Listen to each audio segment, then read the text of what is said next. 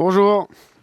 Bonjour Jonas, vous l'avez annoncé dans le sommaire de l'émission, nous allons parler du mouvement février sans achat au supermarché. Figurez-vous que je me suis rallié à ce mouvement. Avant, c'était une journée sans voiture, une journée sans téléphone portable. Maintenant, c'est des mois entiers, voilà. Février sans supermarché, c'est une espèce de semi-carême pour Bobo. C'est un mouvement qui veut nous inviter à réfléchir sur une autre façon de consommer pour, je cite, qu'on ne soit plus des consommateurs, mais des consommateurs. Ça, c'est du mot valise, consomme-acteur.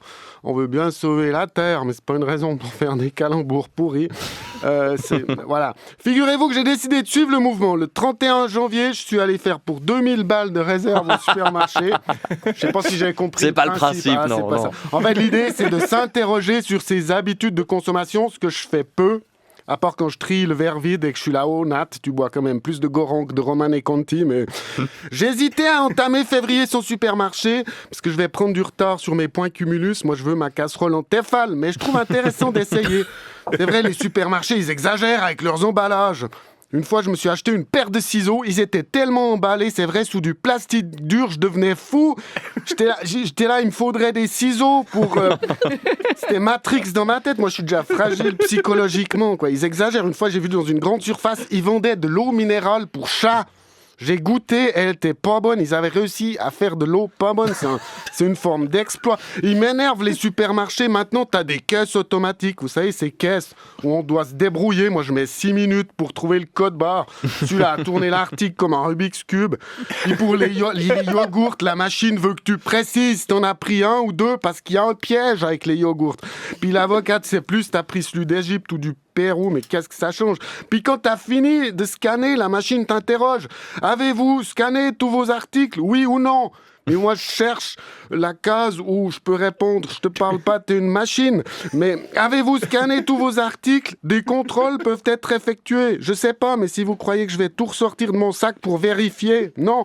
Et puis, si j'ai décidé de voler des trucs, c'est pas l'interrogatoire d'une borne automatique qui va me faire craquer. Parfois, je pique des trucs. J'ai peu de scrupules. J'estime que si on doit faire tout le boulot nous-mêmes, on a droit à un petit quelque chose en compensation. Non, mais c'est vrai. On doit peser, emballer, scanner. Bientôt, on devra garnir les rayons, sortir les palettes et ouvrir le magasin nous-mêmes. Ça continue, mais on va... Alors, moi, je pique des trucs en signe de protestation. Je suis un bolchevique, quoi. Puis avec les humains, c'est pas mieux. L'autre jour, dans un supermarché, j'avais une rentrée d'argent. Je voulais payer avec un billet de 1000 balles. Ouh là là, c'était l'état d'urgence. Ils ont fait venir le gérant. Il débarque, genre Sergent-Major. Il avait un stylo spécial pour contrôler mon billet. Il gribouillait dessus pour vérifier que c'était pas une contrefaçon. Il y a une file à la caisse derrière. Puis après, ils m'ont rendu avec des coupures de sang. Puis là, j'ai dit au gérant, passez-moi votre stylo. Que je vérifie aussi. Non, mais il n'y a pas de raison. Il m'a pris pour sa petite sœur, machin. Non, mais... Bon, revenons à février sans supermarché. Il s'agit de tenir un mois sans mettre les pieds au supermarché et de privilégier le commerce de proximité. Moi, j'étais plein de bonne volonté. Donc, avant hier, tout enthousiaste avec mon sac en jute, je débarque à la boulangerie. Vous avez du dentifrice? Non.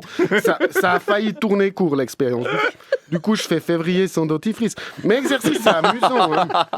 Et puis, alors les organisateurs, ils te laissent pas seul, ils filent des tuyaux. Le conseil ultime pour réussir février sans supermarché, c'est de planifier ses repas de la semaine à l'avance. Planifier ses menus à l'avance. Je suis une personne assez plan-plan, il y a d'ordinaire pas énormément de suspense dans ma vie, mais au moins jusqu'ici, je me réveillais le lundi sans savoir ce que j'allais bouffer le jeudi. Faut me laisser ça, cette espèce de soupape qui me permet encore de croire que je suis un mec spontané. Non, mais maintenant, je dois décider samedi de quoi j'aurai envie mercredi, mais je fais quoi? Vous voulez que je me mouche à des heures fixes aussi, ou bien? Donc, en fait, il faut aller au marché privilégier les légumes de saison. Moi, j'ai dit à mes gosses, c'est pour vous que je fais ça. On s'est ramené avec du rutabaga, je pense que c'est du chou chinois, du chou plume, du chou frisé, du chou blanc, du chou rouge. Moi, je veux bien consommer responsable, mais si on se met tous à émettre des gaz à effet de serre après, je sais pas si ça vaut la peine. Hier soir, j'ai entendu mes enfants qui téléphonaient à leur mère. Faut que tu viennes nous chercher, on veut plus rester chez papa, il fabrique du dentifrice. Bref, je sais pas si je vais tenir tout le mois de février.